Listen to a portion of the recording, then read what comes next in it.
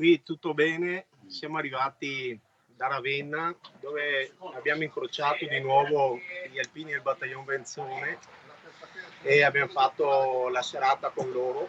La tabella di marcia è stata rispettata e trattandosi di penne nere non poteva essere altrimenti. Hanno raggiunto Rimini nelle scorse ore i 4 alpini, 3 bellunesi e un bassanese, partiti lunedì da Trichiana che poi hanno fatto tappa a Mogliano, Adria e Ravenna. 300 km tutti fatti a bordo di una bici Graziella. L'atmosfera è quella giusta. Se continuiamo a divertirci così sarebbe il massimo. Volevamo ringraziare tutti quelli che ci hanno aiutato, ospitato, ma anche in particolar modo macchine e camion che veramente rallentavano.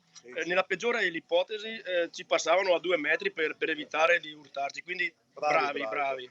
Ma sono in tanti ad aver raggiunto la città balneare già nella giornata di oggi, compreso il presidente dell'ANA nazionale Sebastiano Favero, trevigiano doc di Pederobba, che assicura un evento dai grandi numeri che parlerà come sempre soprattutto veneto. Saremo sicuramente ai livelli delle ultime adunate, se non di più, e quindi anche la parte di partecipazione veneta, che voglio ricordarlo, è quasi un 35% dell'intera Associazione Nazionale Alpini, sarà sicuramente notevole. Solo dalla Marca potrebbero partire in oltre 5.000 tra alpini e familiari, un'adunata tutta da vivere e dal messaggio prorompente.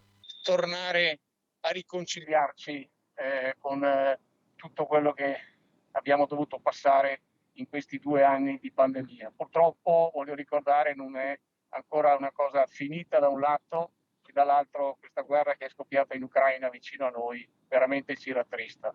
Però vogliamo guardare in avanti, vogliamo sperare nel futuro. A spiegare il perché per un alpino l'adunata sia imprescindibile è Venturino Cagnato, consigliere storico dell'ANA Trevigiana e coordinatore dei 120 cori alpini dell'adunata di Treviso 2017. Cominci a rivivere quello che è sempre stato dentro di te, perché la vita alpina non si dimentica. Come dicevo anche prima, ricordi belli e meno belli, però è sempre dentro il tuo cuore tutto quello che hai vissuto.